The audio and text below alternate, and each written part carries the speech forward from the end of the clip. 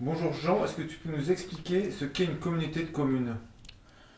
Ah bien, une communauté de communes, il faut la replacer dans le fameux millefeuille administratif français qui est particulièrement épais et complexe. Vous savez qu'il y a la commune, ensuite le département, puis la région, puis l'État, puis l'Europe. Et donc la communauté de communes, c'est une couche supplémentaire qui se situe globalement entre la commune et le département. Alors pourquoi cette couche supplémentaire? Tout simplement parce que en France, les communes sont trop petites. Il y a un nombre exagéré de communes, il y a plus de 36 500 communes. Donc la moitié de ces communes ont 400 habitants. Et donc il est évident qu'une commune ne peut seule, surtout dans les petites communes rurales, ne peuvent seules exercer les compétences qui leur sont dévolues.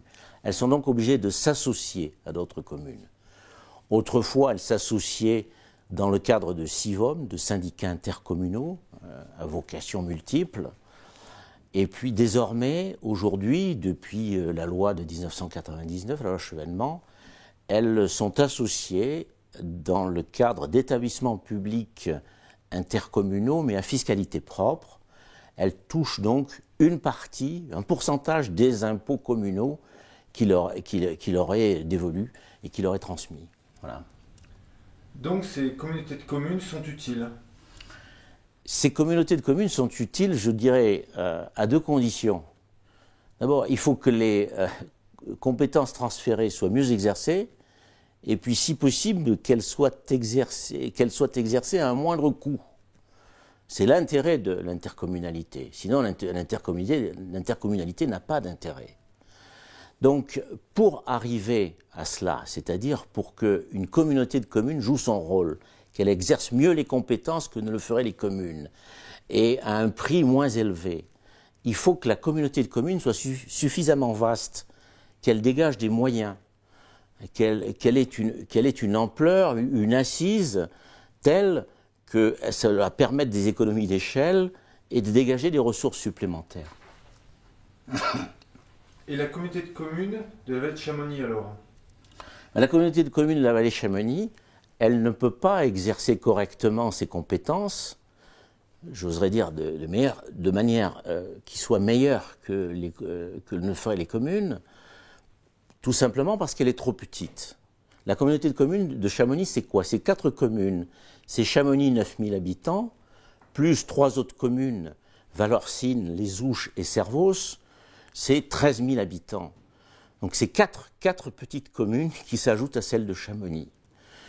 Très honnêtement, on est loin de la taille nécessaire pour pouvoir réaliser des économies d'échelle, pour pouvoir vraiment dégager des ressources. Le seuil critique qu'il faudrait atteindre pour une communauté de communes digne de ce nom, c'est entre 18 000 et 20 000 habitants et au moins 7 à 8 communes. Ce n'est pas le cas à Chamonix, c'est beaucoup trop petit. Donc c'est un peu dommage parce que en fait Chamonix s'est recroquevillée sur elle-même, sur les Hautes-Vallées. Il existait l'ancien SIVOM qui avait une taille qui était intéressante, puisque l'ancien SIVOM, il y avait aussi les communes de Saint-Gervais, la commune de Salanches, commune de Mégève, de Pras-sur-Arly, et c'était une bonne taille. En plus, l'ancien SIVOM coïncidait avec le pays du Mont-Blanc. Et je pense que c'était vraiment la taille qui était intéressante pour créer une communauté de communes. Mais certains prétendent qu'on ne partageait rien avec les basses vallées. Alors ça, c'est une erreur absolue. La première chose, d'ailleurs, regardez, rien partager avec les basses vallées. Où c'est qu'on va transférer les poubelles à Chamonix, les faire incinérer? C'est en bas dans les basses vallées. Donc il y a déjà un geste de solidarité des basses vallées à l'égard de Chamonix. Et puis, d'une manière générale, l'Arve, par exemple, c'est la même rivière qui coule dans les hautes et dans les basses vallées. Quand on veut monter dans les hautes vallées, on est bien obligé de passer par le Fayet, par les basses vallées. Si on veut prendre le train pour Chamonix, on le prend au Fayet. Donc il y a un lien permanent entre les basses et les hautes vallées, et je dois dire qu'il y a aussi une complémentarité. Les basses vallées, il y a une économie qui est à caractère commercial et industriel, et puis dans les hautes vallées, le tourisme. Il y a un complément. Et sur tous les grands dossiers, c'est évident, sur tous les grands dossiers, Chamonix aurait intérêt à appartenir à une communauté de communes du pays du Mont-Blanc, que ce soit pour la question des poids lourds et du tunnel, que ce soit pour la question de construire des vastes équipements sportifs ou culturels. On serait bien mieux avec toute la richesse qu'apporteraient aussi les basses vallées. Et je dois dire que même la polémique qu'on a eue récemment sur le refuge du goûter, très honnêtement, on aurait pu s'en passer si Chamonix et Saint-Gervais avaient appartenu à la même communauté de communes. Ils se seraient peut-être parlé, on aurait eu une position unique, celle du pays du Mont-Blanc, sur la question du refuge. Donc c'est ridicule de penser qu'on ne partage rien avec les basses vallées. On a tout à perdre à se recroqueviller sur soi et à rester dans les hautes vallées et à exclure les autres. C'est une erreur absolue à mon sens. Et la deuxième raison? Et la deuxième raison, c'est le problème des statuts. Alors, très honnêtement, ces statuts de la communauté de communes, ils échappent à toute logique. D'abord, bon, j'ai compté le nombre de compétences. Il y a plus de 80 compétences qui devraient être exercées. Donc ça veut dire que la communauté de communes est compétente dans tous les domaines. Ça va de l'agriculture jusqu'au logement social, en passant par le tourisme, en passant par l'environnement, par la culture, par l'aménagement de l'espace et du territoire. C'est beaucoup trop. Donc voilà. Et ensuite, il n'y a pas véritablement de bloc de compétences qui soit donné à la commune de Chamonix. Chaque fois qu'elle est compétente dans un domaine, par exemple le tourisme, elle partage ses compétences avec les communes. Donc c'est excessivement difficile de savoir finalement qui est compétent ou qui ne l'est pas. Par exemple, la communauté de communes est compétente en principe pour promouvoir le tourisme. Sauf que les offices du tourisme sont restés de la compétence de chaque commune. La communauté de communes, par exemple, est compétente pour le logement social. Que je sache, les communes continuent à créer du logement social. Donc en fait, ces statuts sont flous. On a un petit peu l'impression qu'il fallait créer une communauté de communes parce qu'il fallait absolument éviter un mariage forcé qu'aurait pu faire le préfet avec Sallanches et avec Saint-Gervais.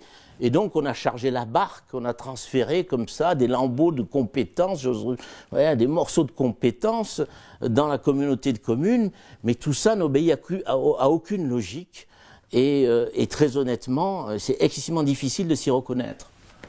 Et pour toi, c'est quoi les conséquences de ce méli-mélo alors? Les conséquences de ce méli-mélo, elles sont regrettables. D'abord l'administré.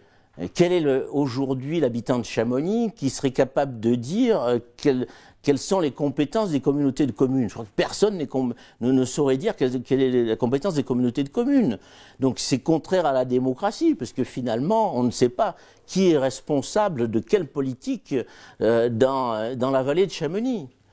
Ensuite, la deuxième conséquence, c'est qu'en l'absence de bloc de compétences, par exemple, on aurait dit la communauté de communes est compétente en domaine de la culture. Donc elle prend toute la culture, les équipements culturels, les subventions aux associations. Elle aurait pu développer une véritable politique communautaire intéressante.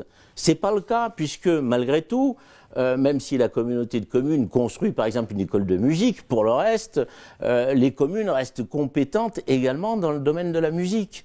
Donc en fait, déjà qu'elle est petite, qu'elle est, j'oserais dire, excusez-moi du terme, elle est un peu rikiki, cette communauté de communes, en plus du fait de statuts qui sont flous et l'absence de compétences qui soient véritablement claires, eh bien, la communauté de communes est incapable de jouer son rôle, c'est-à-dire développer des politiques communautaires intéressantes pour l'ensemble de la vallée.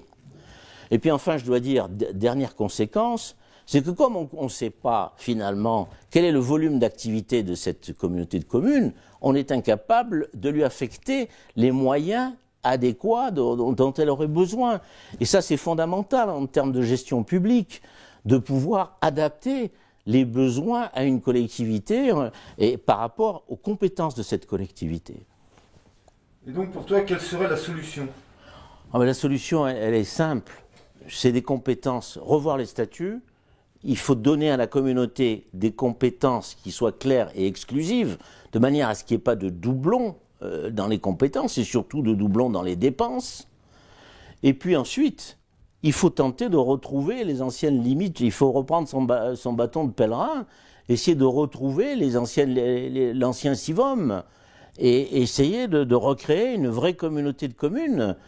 Qui est véritablement de l'espace, qui dégage des moyens et qui coïncide avec le pays du Mont Blanc. Voilà ce qu'il faut faire.